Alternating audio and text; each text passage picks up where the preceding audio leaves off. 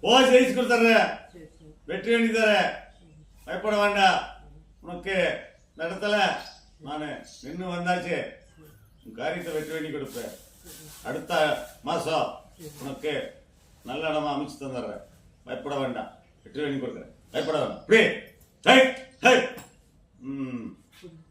குழந்தை பாய்க்குங்க.